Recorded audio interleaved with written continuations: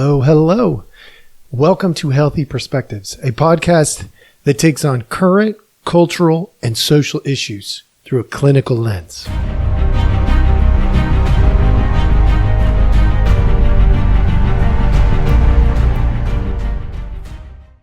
Hello, hello. All right, welcome back. Thank you so much for joining us. As always, we appreciate your time. Tip of the day today, you are valuable unless you choose not to be. Many people are growing fearful because of the DOGE, the Department of Government Efficiency, I believe is what they call it. And I just want to be really, really clear. Not me. Now, could they screw me over? Sure. But that's no different than it's always been. People could always have tried to screw me over. I am not fearful of it. And I am proposing you shouldn't be either. That's what I'm telling you. Do not fear DOGE at all. Now, will they rescue you? Don't expect that either. That's about as dumb as a box of rocks. Absolutely do not expect them to rescue you. Not their job.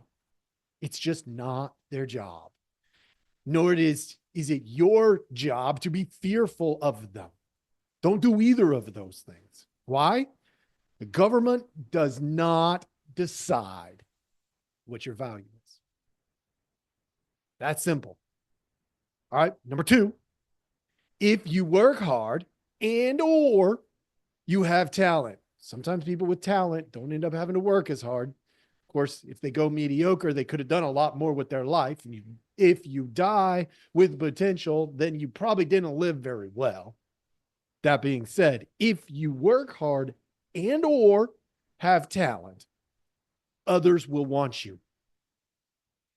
So we shouldn't be afraid of DOGE. And we shouldn't be afraid of all these firings that are going on. We just shouldn't. They find inefficiencies and they lay off a bunch of people. Look, that's sad. That is really sad. I feel it. I hear the stories in my practice. I hear the stories about, I know so-and-so who got laid off. They just laid off 4,000 people. I hear these stories, people. I hear them firsthand. And I have a heart. It hurts me when others are hurting. That being said, I empathize instead of sympathize, which means I separate out and I say, okay, what do you have to bring to the table? Look, if you don't have talent and you're unwilling to work hard, frankly, if you get laid off and you can't get another job, that sucks for you. We should not be condoning that kind of approach anyway. And over time, you'll probably decide to work harder. Because you got to work hard, be talented, or both. So here's the problem. It takes years to fire one imbecile in the federal government. Years. If you've ever worked with the federal government or even state governments, these positions get so protected that to fire somebody who sucks at their job takes forever. Not really forever, but a very long time. And because of that, mass firing is the best option for weeding out people who suck, who are useless employees. It doesn't mean as a person. Look, I can love and care for somebody as a person and say, and you're a crappy employee. You suck at your job. It's not like you have to be, one has to be, oh, you're so wonderful at your job in order to value them as a person. It doesn't have to be like that. I can value you as a person. And if you suck at your job, still fire you. That's a reasonable thing to do. I like you, but not in this position. Okay. The most, I would propose this possibility. This is not research based. I'm telling you that because anytime that I'm giving you something that's not, founded in, my, experience or, good hard data, I want you to know this. I think it's very possible that the most litigious people are often probably the ones who are the crappiest employees. They're always looking for ways out of doing the change, whatever the change might need to be, whether that's work hard or move to something where you actually have some talent. They won't do it because they like what they have and they just want to keep it. So if that's true, then the mass firings is brilliant. Now, I'm not suggesting I like that people are getting fired. I don't. My heart goes out to the people themselves. And at the same time, it does limit the legal challenges. A mass firing is hey, we decided to go about this a different way. Whereas if you try to surgically do it, go back to number one. What did I say? It takes years to fire one imbecile. You have to build up, coached. They didn't do it. They didn't, like letters of reprimand and patterns of reprimand. And then maybe you can fire them. And they'll probably still sue because they realize they suck at their job and they're not going to be able to find anything better. I have seen that happen. That being said, that part about the most litigious, not 100% sure about that. Although they can be very litigious. Number 5, rehiring good people through a better hiring process allows us to weed out. So let's say I had 20 people and I do a mass firing. I lay off 10 of them. I'm like, all of them are in this department over here. So I lay off the whole department, all 10, and I let it sit knowing that department's going to be dysfunctional for a short period of time. I give it 30 days, 60 days, something like that. And I let it sit. And then I go, okay, what does that department normally provide that we have to have? Then I hire for those things. So I find the most talented, best people. So if I laid off 10 people, I might bring back 5, pay them way better because I'm not bringing back 10 and doing the job that's needed. So I saved money and I paid them better. So if you happen to be particularly good and talented, look for the rehires. Because if these jobs were necessary and essential and important, they're going to come back. Number 6, great employees will get their jobs back, or if those jobs do not come back because there's no need for them, if they're good employees, they work hard, they have talent, they'll be sought after in the private sector. The private sector will hire them and replace somebody who's not a good employee.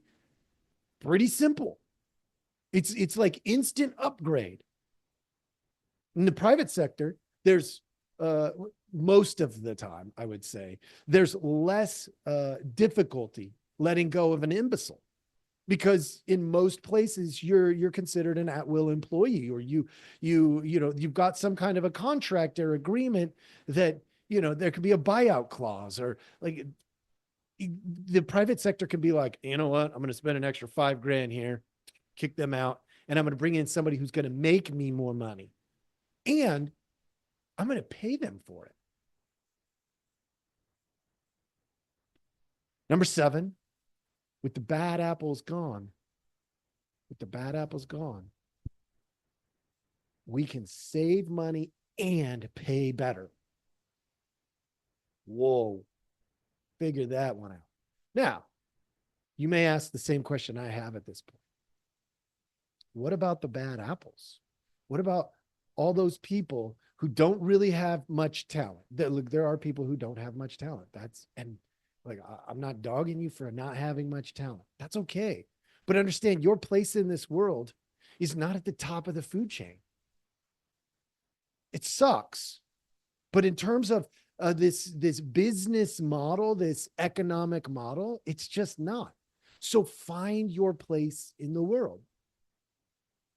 If you get paid better to do the job, you win in this economic model.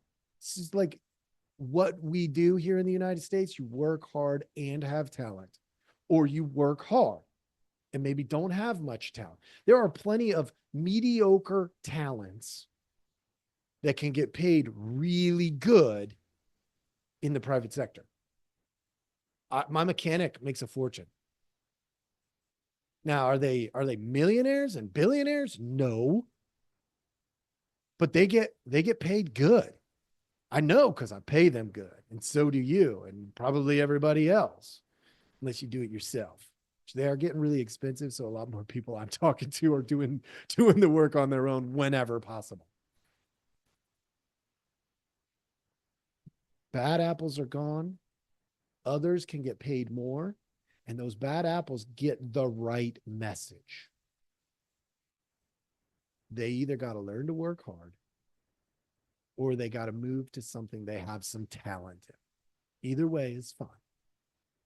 Or maybe both. Here's the solution. Value yourself more. This whole thing is about fear. It's all about being fired, right? Think about this. It's fear that you're not valuable. If you tell yourself that, that's a choice you could make.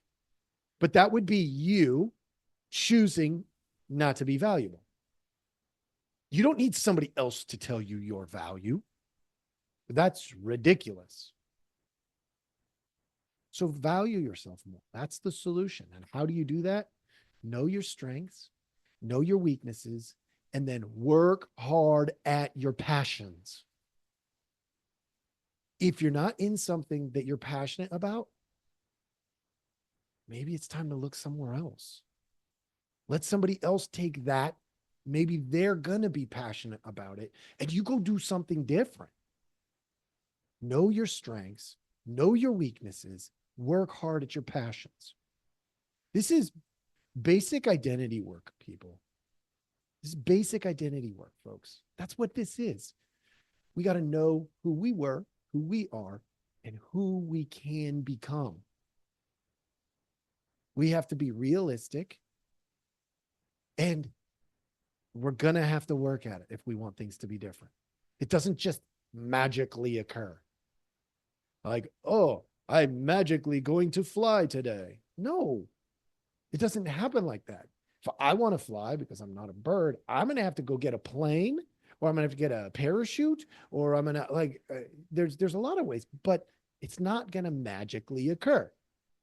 So if you end up being on the outs and you're a hard worker and you're talented, there's a place for you. Guaranteed.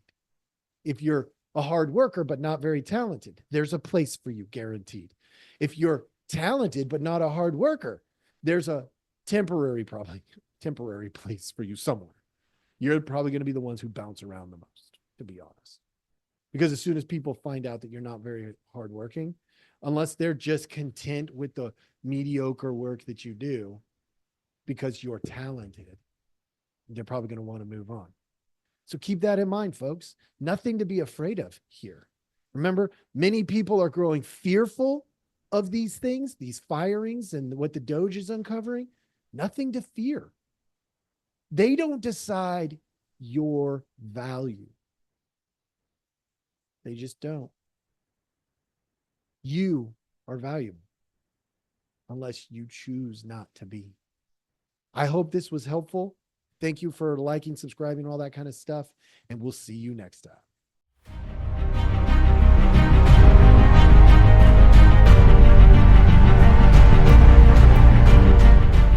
Hey, everybody. Thanks for listening.